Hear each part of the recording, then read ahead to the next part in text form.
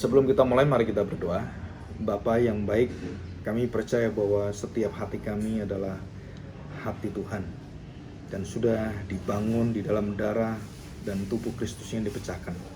Maka gereja itu adalah setiap kami adalah gerejamu, rumahmu. Tuhan bawa kami untuk mengenal diri kami, dan dengan seluruh kebenaran firman Tuhan kami mau belajar firman Tuhan.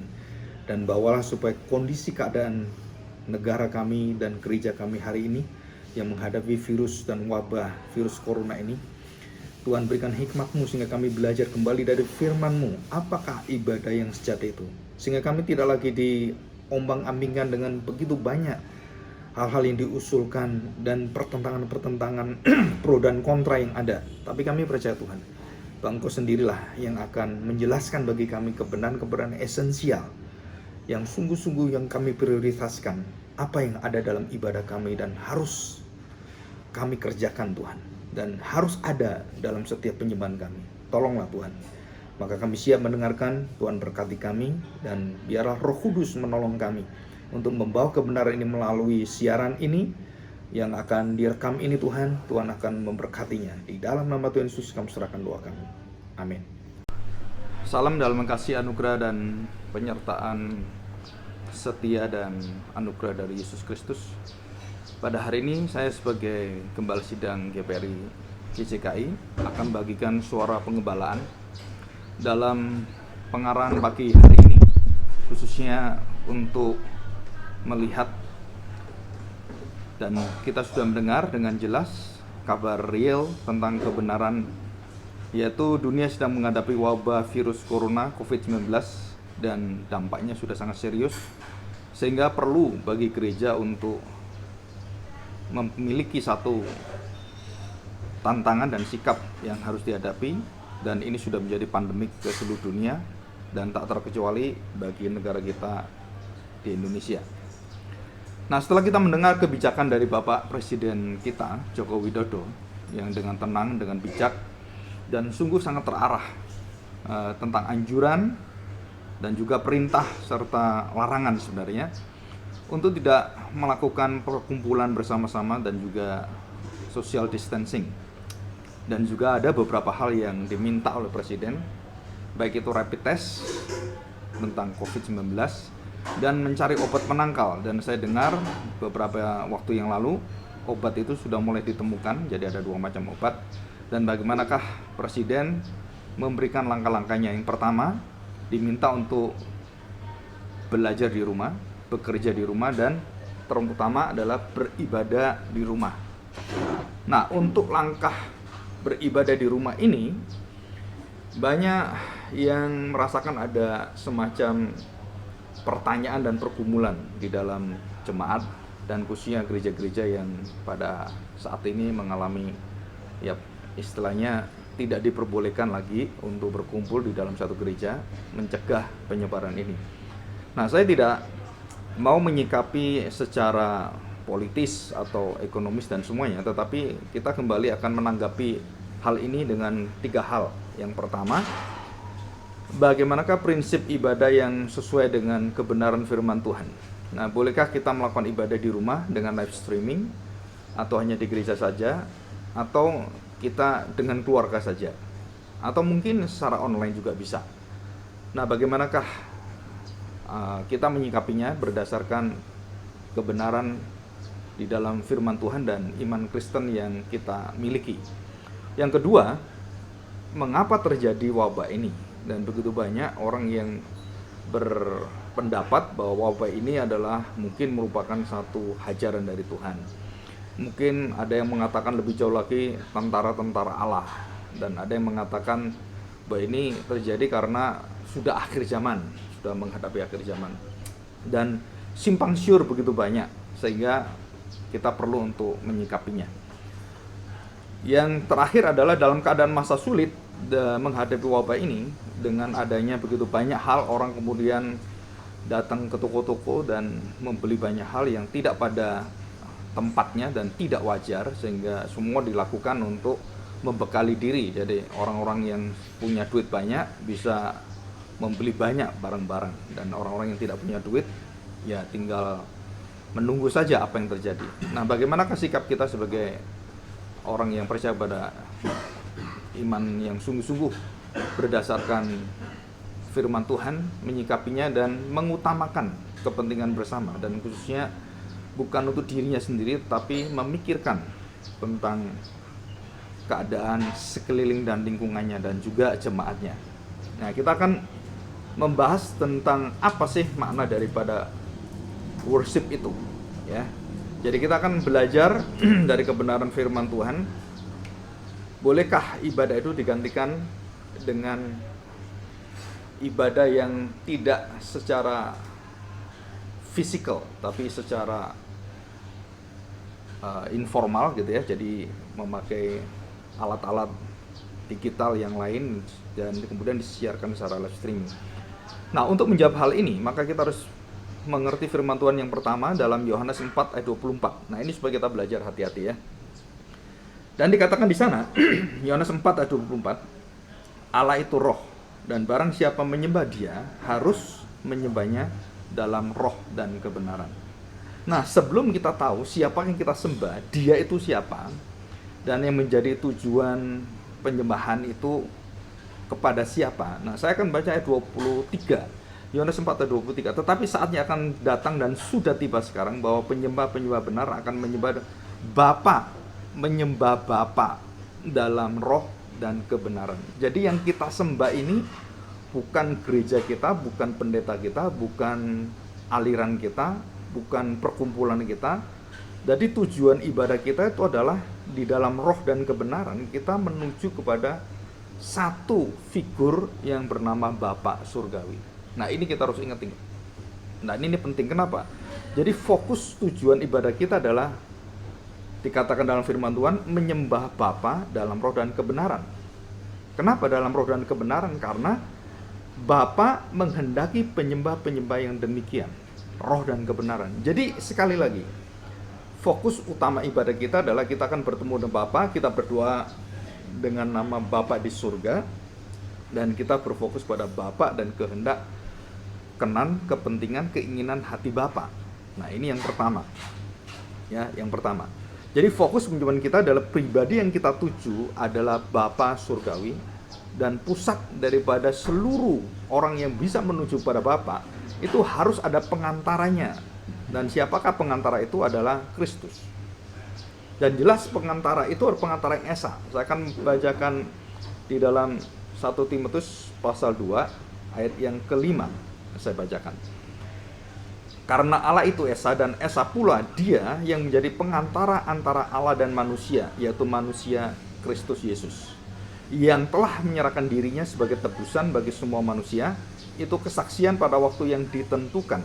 Untuk kesaksian itulah aku telah ditetapkan sebagai pemberita dan rasul yang kukatakan ini benar, aku tidak berdusta, dan sebagai pengajar orang-orang bukan Yahudi dalam iman dan kebenaran. Jadi jelas di sini bahwa kita menuju Bapa itu harus ada pusat untuk bisa membuka rahasia ini, yaitu pengantara yang esa di dalam manusia Kristus Yesus. Jadi sekali lagi, kita menuju pada Bapa, dan sebelum kita menuju pada Bapa, kita harus ada pengantara, dan pengantaranya adalah Kristus Yesus. Dan keindahan ibadah itu jelas sekali dijelaskan dalam 1 Timotius pasal 2 ayat 5 tadi sampai ayat 7. Timotius yang surat pertama pasal 2 ayat 5 sampai 7, dan kemudian pasal 3 ayat 16. Nah, ini juga satu ayat yang menjadi dasar keagungan rahasia ibadah kita itu apa. Demikian bunyi firman Tuhan. Dan sesungguhnya agunglah rahasia ibadah kita, dia yang telah menyatakan dirinya dalam rupa manusia, dibenarkan dalam roh, yang menampakkan dirinya kepada malaikat-malaikat, diberitakan di antara bangsa-bangsa yang tidak mengenal Allah, yang dipercaya dalam dunia, diangkat dalam kemuliaan. Jadi tadi kita sudah tahu fokus pribadi yang kita sembah adalah Bapa. Seperti Kristus juga melakukan segala suatu pekerjaan, pelayanan, dan ibadah dia adalah untuk kemuliaan nama Bapa. Dan kemudian sebelum kita sampai kepada Bapa dalam roh dan kebenaran, maka kita harus secara fisikal manusia, kita membutuhkan pengantara. Karena roh kita dan kebenaran tidak ada dalam diri kita. Dan kita harus melalui satu pribadi pengantara, yang esa satu-satunya, yaitu manusia Kristus Yesus. Dan itulah keagungan ibadah kita. Jadi selain tujuan daripada seluruh ibadah adalah untuk memuja meninggikan Allah Bapa dan Kristus sebagai pengantara dan pusat ibadah itu sendiri, maka jemaat harus mencapai kepada satu kehidupan yang harus menuju kepada kebenaran roh yang disampaikan oleh Kristus Yesus itu. Dan kita akan melihat di dalam suratan Rasul Paulus kepada jemaat di Efesus pasal 4 ayat 12 sampai dengan 16. Di sana dijelaskan dengan sangat singkat dan begitu gamblang sekali. Nah, ibadah kita itu selain bertujuan kepada Bapa dan kemudian harus melalui pengantara yang esa Kristus Yesus, dan dibawa semua jemaat itu menuju dan bertumbuh ke dalam arah menuju titik awal sampai titik akhirnya adalah menjadi serupa dengan Allah. Jadi menjadi serupa dengan Kristus. Dan itulah tujuan ibadah. Jadi tujuan terpenting dalam ibadah adalah jemaat mendapatkan pengenalan pengetahuan yang benar tentang anak Allah dan menuju kedewasaan penuh pada tingkat pertumbuhan yang sesuai dengan kepenuhan Kristus.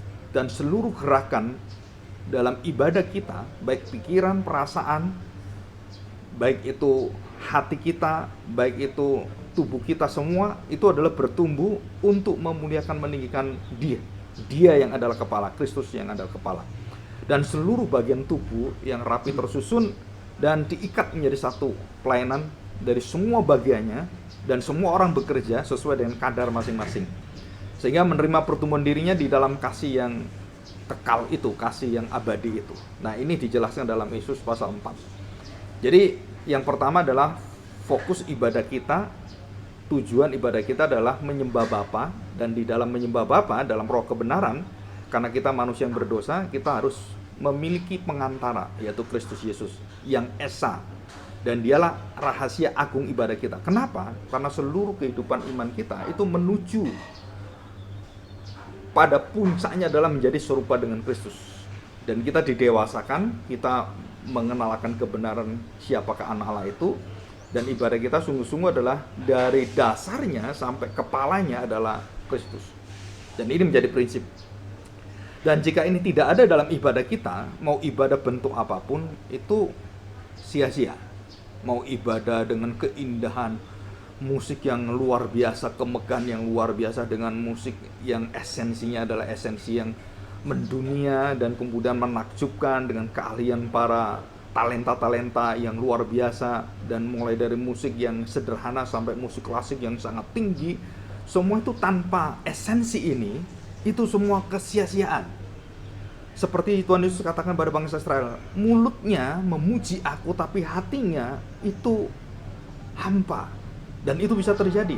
Jadi permasalahan di sini adalah kita harus fokuskan kembali ibadah kita itu kepada siapa, dan pengantar siapa, dan menuju kepada siapa seluruh daripada kehidupan kita.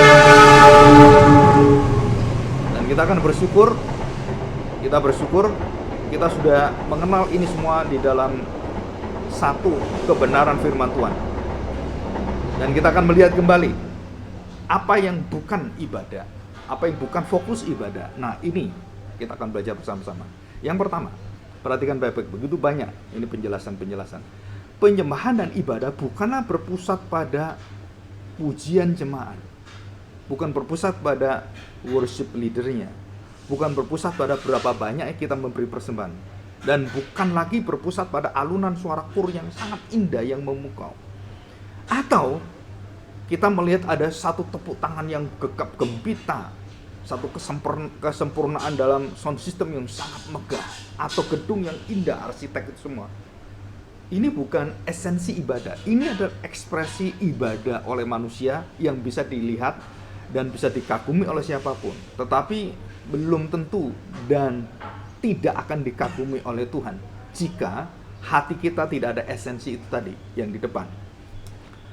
Kita melihat semua apa yang kita lakukan itu adalah ekspresi ibadah. Dan ekspresi ibadah, baik itu penyembahan nampak dari luar, bisa mengagumkan orang, tetapi esensinya atau prioritas ibadah yang sejati itu adalah berkenan pada Tuhan, berkenan pada hati Bapa. Dan hanya bisa dilakukan karena Bapa berkenan kepada anaknya. Jadi tanpa pengetahuan anaknya, seluruh ibadah kita, seindah apapun, semegah apapun, itu semua adalah kekosongan dan tidak ada maknanya. Esensi dan prioritas ibadah kita adalah menikmati, bukan cahaya gemerlap gegap gempita sound system, tapi cahaya gemerlap kemuliaan karakter kasih Allah. Dan itu hanya bisa dimiliki dan dicermati dan dipelajari melalui pengorbanan kesetiaan Kristus anaknya yang hidup dalam setiap jemaat, yang memiliki kerinduan untuk menjadi serupa dengan Dia dalam pikirannya, dalam perasaannya, dan dalam setiap tingkah lakunya. Dan selanjutnya kita akan melihat ibadah adalah diciptakan Allah. Jadi bukan diciptakan manusia, bukan didirikan manusia, dan bukan dirancang oleh manusia. Dan ibadah itu adalah ibadah yang bukan didirikan oleh tangan manusia seperti gedungnya, seperti liturginya, dan banyak hal yang lain. Ibadah adalah diciptakan Allah, dan jelas sekali Tuhan Yesus mengatakan, aku akan mendirikan jemaatku. Jadi artinya jemaat itu adalah jemaat Kristus, bukan jemaat gereja. Bukan kepentingan gereja, tapi kepentingan pada Kristus yang adalah tubuhnya itu adalah gereja. Dan tubuh Kristus adalah kita semua yang sudah diubahkan oleh Tuhan. Dan dimiliki dan ditujukan hanya untuk menghormati, menyembah, dan meninggikan, memuliakan Allah. Dalam seluruh karakter Allah. Dalam kekudusannya, dalam kebenarannya, dalam kesetiaannya. Dan kita melihat dalam diri anaknya, kasihnya yang tidak terbatas itu, kelemah lembutannya, belas kasihannya, ketaatannya, ketundukannya. Nah, ini harus memancar dalam ibadah kita.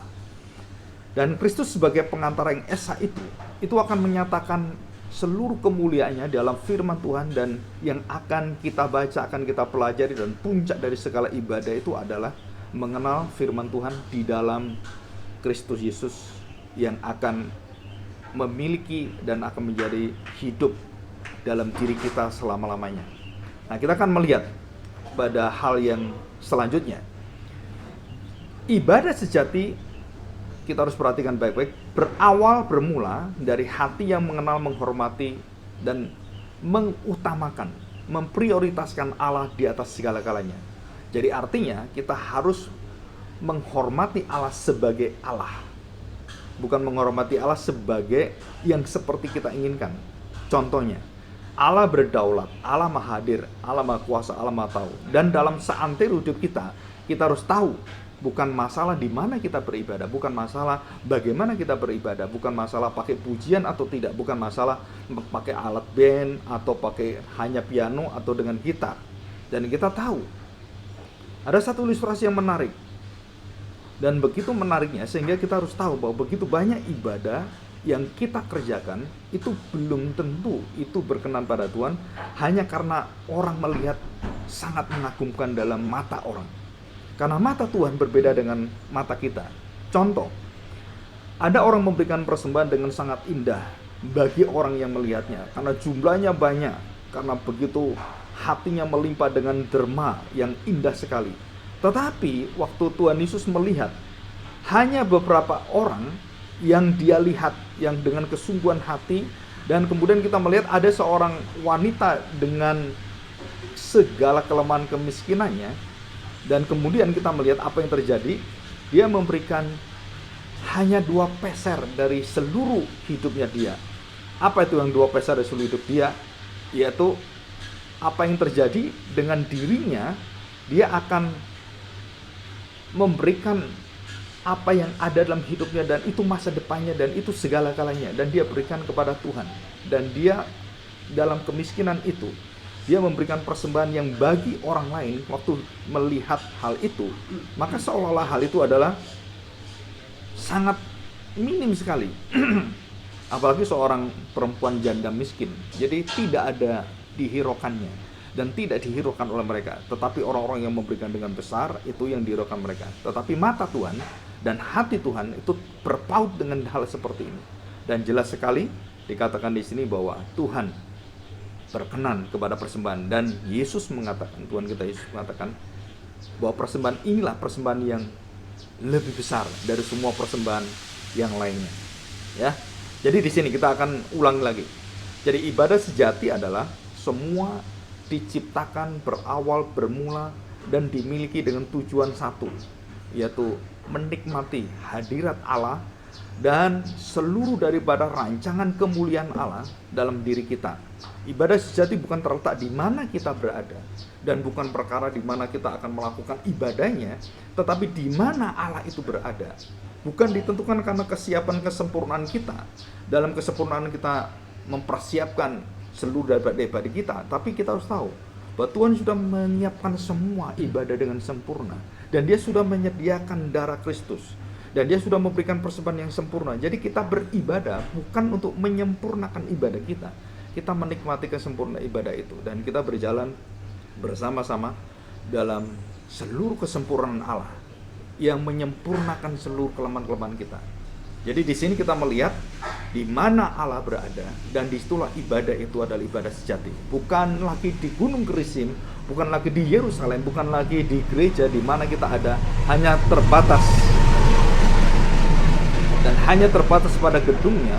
Tetapi ini adalah di mana Allah berada, di mana hatinya ingin berbicara kepada kita, di mana belas kasihannya ingin dicurahkan pada kita. Selanjutnya kita akan belajar ibadah sejati. Pada hal yang kedua secara praktis adalah bukan ditentukan dari apa yang kita rasakan. Kalau kita merasakan damai, sukacita, kita merasa bahwa ibadah ini ibadah dikenan oleh Tuhan, belum tentu. Dan apa yang kita pikirkan, kita kerjakan, mungkin kita juga merasakan, ini benar, ini yang kudus, ini yang betul-betul yang kami persembahkan, ini yang kami kehendaki, kami inginkan. Tetapi kalau itu bukan semua yang diinginkan oleh Allah, dikehendaki oleh Allah, atau dibenarkan oleh Allah, dikuduskan oleh Allah, maka semua itu tidak berkenan pada Tuhan. Karena tanpa iman yang benar, seseorang tidak bisa berkenan. Tanpa kekudusan, orang tidak bisa melihat Allah. Ibadah sejati dimulai dari awal sampai akhir, yaitu menikmati perbuatan Allah, bukan perbuatan kita.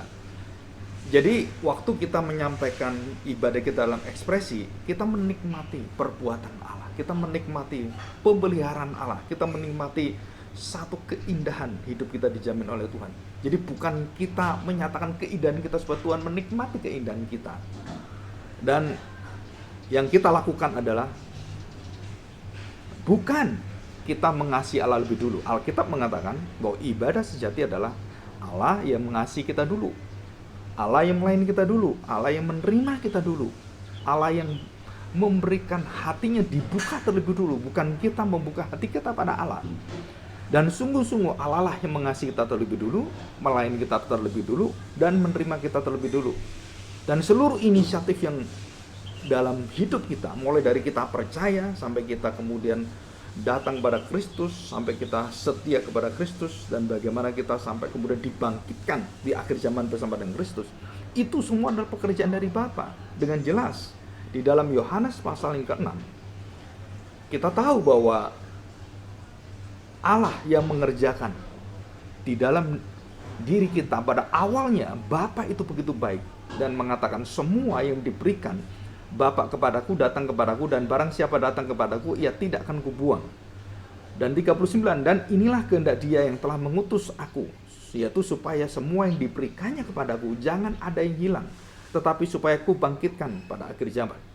Dan ayat 44, tidak ada seorang pun yang dapat datang kepadaku jikalau ia tidak ditarik oleh Bapa. Sekali lagi, inisiator, penggerak manusia bisa datang pada Tuhan Yesus, datang pada ibadah bersama dengan orang-orang percaya dan berpusat pada nama Bapa itu, kemuliaan Allah itu. Maka di situ dikatakan, jikalau ia tidak ditarik oleh Bapa yang mengutus aku, ia tidak akan kubangkitkan pada akhir zaman. Ada tertulis dalam kitab nabi-nabi, dan mereka semua akan diajar oleh Allah, dan setiap orang yang telah mendengar dan menerima pengajaran dari Bapa datang kepadaku. Dan ini adalah prinsip. Dan jelas dalam Matius pasal 15 ayat 13 dikatakan, pohon keselamatan yang ditanam oleh Bapa itulah yang akan mengenal dan akan menikmati ibadah yang benar dan sejati. Dari seluruh prinsip yang kita dengarkan hari ini dan penjelasan yang ada, maka kita akan menyimpulkan. Bagaimana kita menjawab pertanyaan yang selama ini ada? Bolehkah kita beribadah di luar gereja kita, di luar jam kita? Dan bagaimana kita melakukan itu kalau tidak ada musik, Pak? Kan di gereja ada sound systemnya, bisa nikmat luar biasa. Atau, Pak, bisa nggak kita beribadah hanya dengan sendirian di rumah? Nah, perhatikan baik-baik. Kondisi yang ada saat ini adalah kita dimohon dan dianjurkan supaya ibadah di rumah masing-masing, bukan meniadakan ibadah yang sejati itu, tetapi itu semakin menguatkan ibadah sejati, semakin mendekatkan kita kepada kondisi yang ada ini. Bagaimana relasi Allah dengan kita itu semakin melekat, dan ini adalah kenikmatan yang luar biasa, dan sudah bukan lagi masalah besar. Bagaimanakah kita beribadah?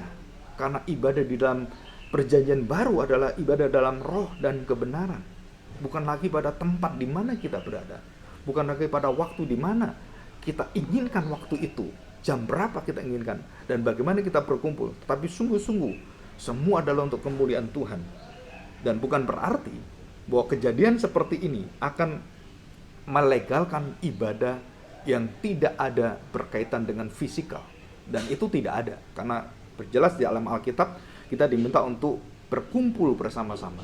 Dan bukan di dalam rumah bersama-sama, dan jelas sekali berkumpul bersama-sama. Dan ini adalah ekspresi yang lahir dari sungguh-sungguh menghormati dan sungguh-sungguh mengagumi dan memuliakan Allah dengan ekspresi yang kudus, benar, baik, dan wajar.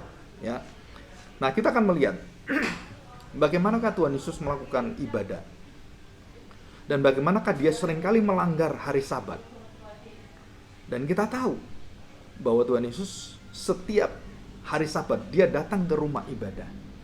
Dan kita tahu betapa setia dia sampai dia mati pun, dan mati yang terakhir pada hari adalah hari Sabat.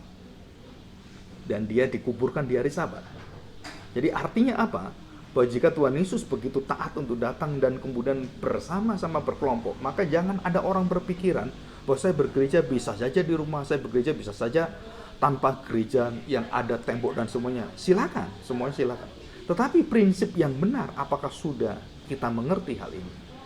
Jadi Tuhan Yesus menyembuhkan orang sakit, orang kusta, orang-orang buta, kemudian pada hari-hari yang seharusnya kita beribadah, tapi dia melakukan itu untuk menyembuhkan orang. Dan kita masih ingat akan kejadian Daud yang pernah melanggar aturan Sabat. Kenapa? Karena dia kelaparan, dan pada waktu masa perang itu, dan dia dengan para pengawal prajuritnya masuk ke rumah Allah, bait Allah, dan kalau lapar sekali dia tanpa izin, dia mengambil makanan yang seharusnya bukan untuk dia, tapi untuk para imam, dan dia makan itu.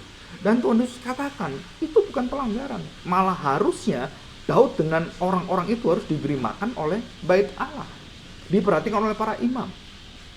Kenapa bisa langsung terjadi seperti itu? Dan itu bukan pelanggaran hari Sabat, itu adalah menggenapi makna hari Sabat. Jadi Tuhan Yesus waktu memperhatikan dengan belas kasihannya, yang dikatakan yang ku kehendaki dalam penyembahan adalah belas kasihan, bukan persembahan. Dan Tuhan Yesus mengatakan itu, dia nyatakan itu, dia lakukan itu pada orang-orang yang di sekelilingnya. Dan kita bersyukur. Kenapa? Karena hari Sabat adalah hari di mana kita bersama-sama mengenal akan kebenaran firman Tuhan. Dan kita tahu juga waktu Tuhan Yesus memberikan satu perumpamaan tentang seekor domba yang jatuh, dan kemudian pemiliknya menolongnya, dan itu terjadi pada hari Sabat. Dan dikatakan oleh Tuhan, bagaimana kalau itu domba, kalau itu manusia dan perlu kita tolong, tinggalkanlah ibadahmu dan tolonglah orang itu. Dan sungguh kalau kita melihat, bukan berarti ibadah itu kita buang terus kemudian kita tolong orang terus, bukan. Tapi pada saat engkau membutuhkan dan dibutuhkan dalam pertolongan, melayani dengan belas kasihan, silakan engkau melakukan itu. Dan seperti hari ini sama. Dan kita punya hati belas kasihan pada orang-orang yang nanti kena sakit penyakit dan wabah ini akan membunuh orang banyak. Maka kita punya hati belas kasihan. Mari kita menghindari itu semua. Dan itu adalah kebijakan. Tapi bukan berarti kebijakan untuk tidak berkumpul bersama adalah satu kebenaran prinsip Alkitab yang berlaku terus-menerus. Ini sementara, sekali lagi, ini temporer. Jadi tidak ada masalah. Nah, kita kan melihat kejadian yang beberapa hal yang penting. Kondisi pembuangan pada 70 tahun. Bagaimanakah bait Allah itu dihancurkan oleh Nebukadnezar? Dan dihancurkan, diambil semua bahan-bahan semua di sana, dan sungguh-sungguh dipermalukan. Bagaimana mereka beribadah kalau tidak ada bait Allah? Dan mereka beribadah, dan disitulah mereka beribadah di dalam setiap kumpulan, baik rumah tangga, baik orang-orang yang sungguh-sungguh merindukan akan hadirat Tuhan. Mereka berdoa bersama, dan mereka merindukan ada pengganti bait Allah. Dan disitulah lahirlah sinagog-sinagog yang ada pada zaman Tuhan Yesus itu. Dan sejarahnya adalah karena mereka tidak bisa memiliki bait Allah. Dan mungkin suatu hari kita tidak bisa lagi beribadah di dalam gedung karena ada larangan, karena ada penganiayaan, atau seperti di China, atau seperti di Afrika, atau seperti negara Rusia dan negara komunis yang tidak memberikan tempat ibadah, dan kalau tahu akan dihancurkan semua. Apakah kita kemudian tidak bisa beribadah? Bukan di situ. Jadi jelas dalam kondisi pembuangan selama 70 tahun yang tidak ada bait Allah itu, mereka membuat tanda petik miniatur bait Allah. Dan dalam bentuk ibadah keluarga di sinagog-sinagog yang ada, dan dikatakan dalam bentuk tempat ibadah yang sangat fleksibel dan itu sangat efektif dan sangat efisien sebenarnya. Jadi di dalam Kisah Para Rasul juga sama. Kita lihat dalam pasal 2, pasal 4, bahwa gereja tidak memiliki gedung, gereja tidak memiliki kemegahan yang luar biasa karena dalam masa penganiayaan. Nah, jika kita sudah memiliki kesejahteraan yang sangat indah, dan kemudian kerajaan yang stabil, tenang, dan kemudian seperti Daud, maka dia menginginkan ada rumah Allah. Dan disitulah pertama kali ide tentang bait Allah itu berdiri. Kenapa? Karena stabil. Pemerintahan kerajaan stabil, dan gereja, dan di satu negara yang stabil. Silakan membentuk gereja yang indah, yang besar, dan memberikan puji-pujian. Tidak dilarang kok, di Alkitab dilarang. Jangan kita anti dengan gereja seperti ini. Bukan hal itu yang penting, tapi di dalamnya sekali lagi Bapa sebagai pribadi yang dimuliakan, Yesus sebagai pengantara, dan seluruh kehidupan kita menyatakan kemuliaan karakter daripada Kristus, yang adalah karakter Bapa, kepenuhan Kristus. Dan kita punya belas kasihan pelayanan kepada seluruh masyarakat yang ada, mulai dari dalam dulu, dalam gereja dulu. Dan itulah ibadah sejati. Dan ekspresi semuanya silakan. Jadi ingat, di dalam pemerintahan stabil, tenang, dan sejahtera, ibadah itu sangat besar manfaatnya, sangat megah dan indah, dan gegap gempita. Bahkan ada paduan suara yang sangat banyak sekali, bahkan sampai ratusan orang, sangat menakjubkan. Silakan menikmati, jangan merasa kamu anti dengan seperti ini, karena itu dilakukan oleh Salomo pada zaman-zaman itu, dan seluruh jemaat menikmati, dan seluruh rakyat Israel menikmati sekali, dan Tuhan juga senang. Jadi jangan kita anti dengan ibadah-ibadah seperti ini. Yang kedua, juga jangan selalu kita berpikir kalau kita tidak ibadah dengan kemegahan seperti itu, kita nggak bisa ibadah. Nah, ini salah juga. Kenapa demikian? Saya pernah pelayanan di daerah-daerah yang sangat sulit sekali ada gereja, bahkan sampai di China, gereja-gereja bawah tanah. Apa yang kita lakukan? Tidak ada gedung. Yang ada adalah manusia-manusia yang bersatu, baik itu di hutan, baik itu di gua, baik itu di tempat-tempat yang terpencil, baik itu di tempat tersembunyi, di tempat-tempat yang mungkin bagi kita itu seperti kuburan, dan banyak yang lain, atau di tengah lautan. Dan bagi saya, keindahannya sama. Kemegahan yang ada di dalam kesejahteraan itu dengan kemegahan yang ada pada masa-masa kesulitan sama. Kenapa sama? Karena esensi ibadahnya harus sama. Kalau enggak, kedua tempat ini sia-sia, enggak ada gunanya. Nah, di sini kita perlu berpikir dengan objektif, dengan terbuka dengan kebenaran firman Tuhan. Nah, kita melihat sekarang pada abad yang ke-14, ya, sebagai penutup hari ini terjadi namanya Black Death. Saya pelajari, dan dalam sejarah gereja ini sangat mempengaruhi sekali. Kenapa? Pada tahun 1346 sampai 1353 terjadi penyakit pes yang berasal dari tikus yang hidupnya jorok dan punya kutu yang sangat mematikan. Dan tikus ini berasal dari Rusia yang berwarna coklat besar itu. Dan kemudian masuk ke kapal perdagangan, dan di situ tikus itu berkembang, dan kutu tikus yang pes yang menyebabkan kematian itu kemudian semakin menyebar ke seluruh Eropa. Dan perhatikan baik-baik, wabah ini, pandemik ini menyerang Eropa dan membunuh 60% penduduk Eropa. 70 juta manusia mati. Dan di situ juga jemaat Tuhan ikut mati di Eropa. Dan di gereja Tuhan juga mengalami yang sama. Jadi jangan kita berpikir bahwa pandemi ini adalah kutukan dari Tuhan. Pandemi ini adalah satu jawaban yang tanda petik untuk menghakimi orang-orang jahat. Nah, bagaimana kalau kita juga ikut di dalamnya dan kita juga ada orang percaya, jemaat atau hamba Tuhan yang meninggal karena wabah virus corona? Bolehkah kita katakan bahwa itu adalah hamba Tuhan itu jemaat dikutuk oleh Tuhan? Bukan seperti itu. Dan sama dengan wabah Black Death ini, kematian hitam, pes ini yang ada di Eropa. Dan pernah terjadi di Pulau Jawa pada awal abad 19 menuju ke abad 20. Dan juga banyak yang mati, ribuan orang. Dan kemudian kita lihat, inilah perbedaan yang ada.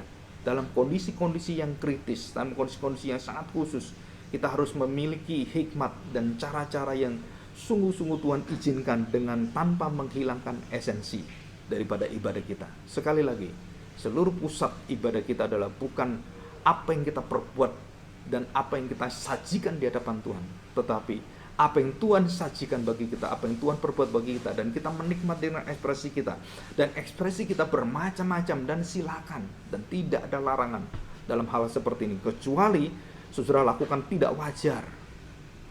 Saudara, dan kita percaya ada orang hanya bisa menggunakan seperti di Afrika, gendang, dan hanya menggunakan timpani dan menggunakan yang lain, dan tidak ada pianonya, dan itu orang-orang Afrika. Jangan membuat orang-orang Afrika harus pakai piano, sampai piano aja nggak ada. Dan jangan membuat kita memakai alat-alat tamborin yang seperti itu dan gendang seperti itu, dan kita tidak bisa lakukan itu. Sesuai dengan kebudayaan masing-masing, sesuai dengan talenta masing-masing, persembahkan itu, ekspresikan itu untuk memuliakan Tuhan. Tuhan berkenan asal hatimu ada satu pengantara, asal hatimu ada Kristus, dan kita akan bersyukur di hadapan Tuhan. Dan inilah pengarahan suara penggembalaan, dan kita akan melihat minggu mendatang saya akan membahas tentang pandemik sendiri di dalam Alkitab, tujuannya apa. Dan sampai bertemu lagi minggu depan, dan kita bersama-sama berdoa supaya negara ini di dalam belas kasihan Allah, dan kita menyatakan kita menjadi terang, dan bagaimana kesempatan yang indah kita menjadi cahaya kemuliaan Allah, cahaya kemuliaan Kristus, dan kita mau membagikan hidup kita untuk orang sekeliling kita. Baik itu mulai dari hal sederhana, jika memiliki masker lebih, berikan kepada orang membutuhkan. Jika memiliki hand sanitizer, jangan dimiliki sendiri, berikan pada orang lain yang mau memakainya. Dan itu kecil tetapi bermakna sekali. Dan banyak hal yang lebih besar yang bisa jemaat bisa lakukan, dan para hamba Tuhan bisa mempunyai ide yang kreatif. Mari kita bersama-sama memasuki dalam setiap hati kita. Biarlah Allah memimpin, Roh Tuhan akan menguatkan dan menghibur serta melindungi kita semua. Mari kita masuk dalam doa. Tuhan, berkatilah apa yang kami dengarkan hari ini. Tuhan sertai kami, dan Tuhan juga akan melindungi negara kami dan seluruh gereja kami. Biar kemuliaan-Mu akan dinyatakan, dan biarlah segala kekuatan yang Tuhan nyatakan dalam hidup kami sungguh nyata. Engkau berdaulat, Engkau Allah yang mengontrol segala sesuatu, menopang segala sesuatu, dan kami harus melihat, kami harus memuji Engkau, dan Engkau lah yang memiliki dunia dan segala semesta ini, Tuhan. Di dalam nama Tuhan Yesus kami serahkan doa kami. Amin.